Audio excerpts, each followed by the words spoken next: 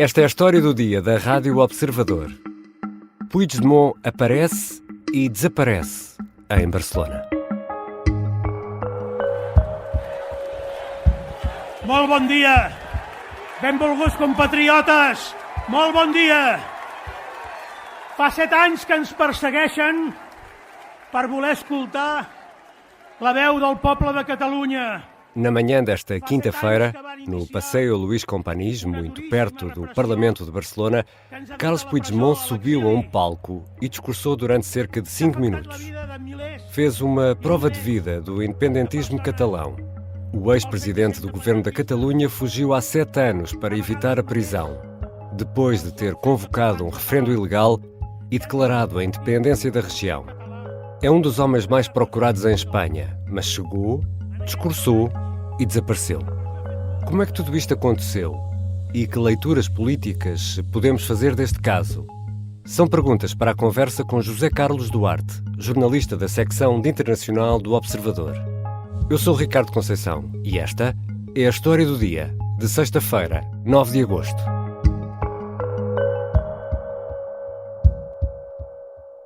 Bem-vindo, José Carlos. Olá, Ricardo.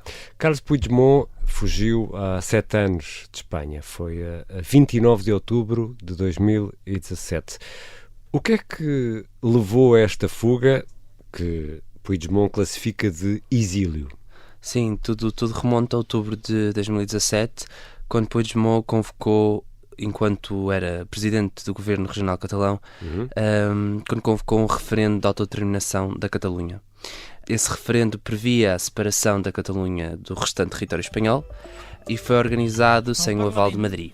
I cito textualment de la llei, obro cometes, celebrarà una sessió ordinària per efectuar una declaració formal de la independència de Catalunya als seus efectes e acordar l'inici del procés constituent. Ora, em reação, o antigo chefe de governo espanhol, Mariano Rajoy, acionou o artigo 155 da Constituição Espanhola e dissolveu o governo catalão. Neste sentido, e depois também de começar aqui um processo judicial, Carles Puigdemont foge para o estrangeiro, primeiro para a Bélgica, portanto é o seu primeiro destino, e depois, mais recentemente, estava no sul de França. Puigdemont ainda foi eurodeputado, ainda chegou a ser detido na Alemanha, também em Itália, mas na prática nunca foi extraditado para a Espanha. A pergunta, José Carlos, é se ele alguma vez chegou a ser condenado pela justiça espanhola. Não, Carles Puigdemont nunca foi condenado pela justiça espanhola. Para isso contou realmente a fuga para o estrangeiro e também eram crimes bastante complexos e, portanto, os processos judiciais foram-se arrastando ao longo dos anos. Carles Puigdemont foi acusado de 2 grandes crimes. O primeiro é sedição, uma espécie de rebelião que implica o uso da violência para alterar a ordem constitucional e também desvio de fundos públicos devido ao dinheiro que foi gasto para organizar o referendo? Exato, para a organização de referendo.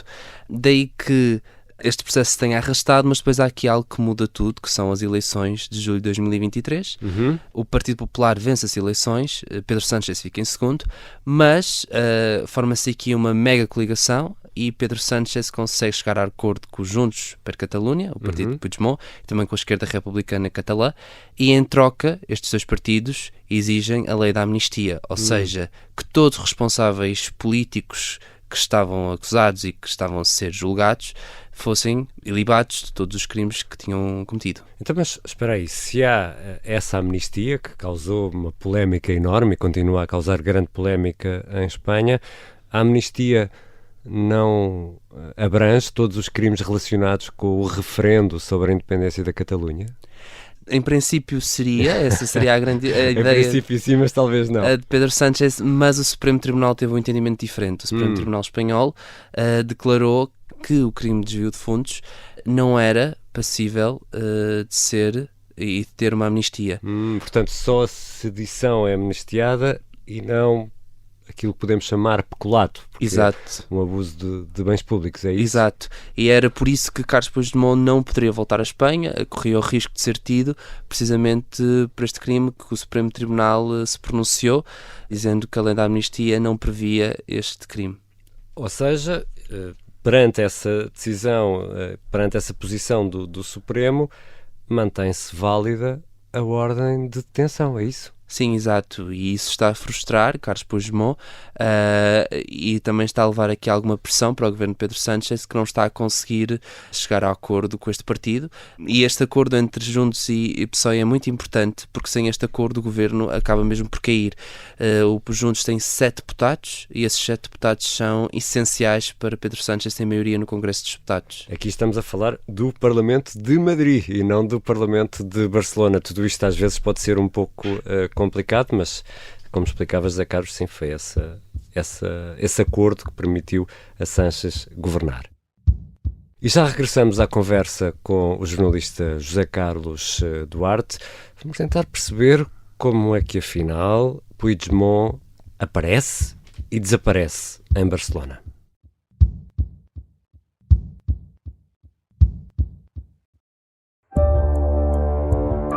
Vossa Majestade terá que enfrentar a corte marcial se não se apresentar neste país. É uma carta humilhante. Esta é a história de como os nazis tentaram raptar em Cascais o rei inglês que abdicou do trono por amor. Episódio 2. Um chá com Hitler. Um rei na boca do inferno é uma série para ouvir em 6 episódios que faz parte dos Podcast Plus do Observador. É narrada por mim, Soraya Chaves, com banda sonora original de Cláudia Pascoal. Um novo episódio a cada terça-feira. Os assinantes do Observador têm acesso antecipado a todos os episódios desta série, já disponíveis em observador.pt. Os Podcast Plus do Observador têm o apoio da Kia. Estamos de regresso à conversa com o jornalista da secção de Internacional do Observador, José Carlos Duarte. Zé, Puigdemont anunciou na quarta-feira que na quinta de manhã estaria em Barcelona, numa praça, num jardim, neste caso, cheio de gente. Ele não apareceu de surpresa, mas como é que desaparece causando tanta surpresa? Sim, essa é a grande pergunta. Carlos Puigdemont regressou a Barcelona, não se sabe ainda bem quando. Os jornais espanhóis já escrevem que poderá ter sido há alguns dias, ou poderá ter sido mesmo na madrugada desta quinta-feira. Ainda assim, o que é claro é que tudo apontaria para que ele fosse detido, para que ele realmente tivesse a polícia, os moços de esquadra, neste caso as autoridades catalãs, o tivessem. A polícia catalã, não é? Exato. São os moços de esquadra? Exato. Houve aqui alguma especulação de que haveria um acordo entre os advogados Carlos Puigdemont e os moços de esquadra, e este acordo serviria para que Carlos Puigdemont pudesse discursar no Arco do Triunfo, no monumento onde ele falou esta quinta-feira, mas em troca a polícia detê-lo-ia após o discurso, de forma a ser uma detenção pacífica, sem desacatos, porque se o tivessem quando estivesse a discursar, poderia haver aqui problemas. Para não causar tumulto. Exato. Mas depois, este acordo foi negado pela polícia catalã, mas o que é facto é que Carlos Puigdemont acabou mesmo por fugir. Porque ele sai do palco, Ele sai do palco, exatamente, onde discursou. Ainda caminha pelas ruas. Ainda caminha. E desaparece. Desaparece. Existia uma grande multidão, muita gente, e depois, de um momento para o outro, desaparece. E, ao que tudo indica, terá entrado num Honda branco, num carro, e terá sido nesse carro que terá ido para paradeiro desconhecido. Isto após a polícia ter dado conta de que ele desapareceu, motivou e acionou uma operação, a Operação Jaula, que já estava a ser planeada há alguns dias, para tentar localizá-lo em Barcelona, ou mesmo depois, percebendo que talvez ele não estaria em Barcelona, em toda a Catalunha, principalmente perto da fronteira com França, perto da autoestrada que liga Barcelona à fronteira com França, para tentar, evidentemente, impedir que Carlos Puigdemont fugisse. Mas os carros foram revistados, um a um? Sim, foram inspecionados, foram revistados, e até havia aqui um cuidado especial para ver as bagageiras do carro, porque há cerca de 7 anos, Carlos Puigdemont fugiu mesmo dentro de uma bagageira, portanto era importante perceber se ele teria replicado o método que usou no passado. Isso quando saiu de Girona para Marselha, quando fugiu em outubro de 2017, não é? Sim, sim. E, portanto, a polícia desencadeou esta operação, que foi desativada durante o dia, foi assim uma operação um pouco estranha. E também há aqui uma especulação que depois ganhou alguma solidez de que alguns membros do Mossos Esquadros estariam envolvidos, teria aqui um conluio com Carlos Puigdemont. Neste sentido, 2 agentes já foram detidos. Um dos detidos é um polícia dos Mossos Esquadra que será proprietário do Onda Branco em que Carlos Puigdemont terá fugido. E este desaparecimento, imagino, terá provocado, além do espanto, indignação em Espanha. Sim, principalmente os partidos de direita. O Partido Popular fala mesmo num delírio. O Partido Popular, que é o maior partido em Espanha, o opositor do Partido Socialista em Espanha, fala num delírio, diz que é uma humilhação, é uma situação vergonhosa e aponta diretamente o dedo a Pedro Sánchez, acusando o chefe do governo espanhol de estar por trás desta confusão toda. Também o Vox, de direita, critica todo este circo, como lhe chamam, e portanto a direita está aqui concertada em críticas. Da parte da esquerda tem havido apenas silêncio. O PSOE, o partido do governo, Sánchez ainda não falou? Não reagiu oficialmente, não disse nada, e não só não disse nada ao PSOE, como também não disse o Sumar, o partido coligado, o partido de Yolanda Díaz, coligado com o Sumar no Congresso dos Deputados, nem o Podemos, por exemplo. A esquerda mantém-se em silêncio sobre o que está a acontecer na Catalunha. Fica aqui a nota de que estamos a gravar esta conversa ao início da noite de quinta-feira. Se, entretanto, houver alguma declaração de algum destes partidos, obviamente daremos conta dela no site do Observador e na Rádio Observador. E o que disse afinal Puigdemont neste discurso em Barcelona, de onde tinha saído há 7 anos? Não disse, nem deu grande novidade.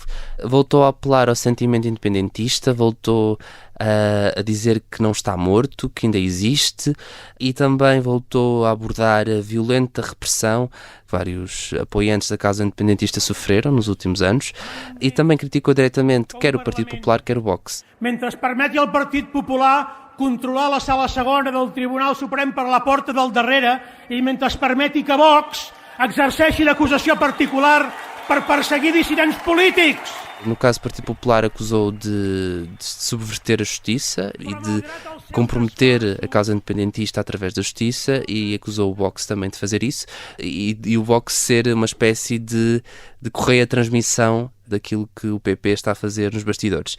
E voltou, lá está, a insistir que a Catalunha tem o direito de se tornar independente, voltou a lembrar a autodeterminação dos povos, que é a bandeira de Carlos Puigdemont, e também referiu no seu discurso a lei da amnistia, e dizendo que, se não for aprovada em toda a sua extensão, incluindo, lá está, a questão do peculato, mostra que existe um problema de naturalidade democrática em Espanha. No discurso é bastante curioso, Carlos Puigdemont nunca refere nem o PSOE, nem Pedro Sánchez, apenas aponta a mira no PP e no Vox.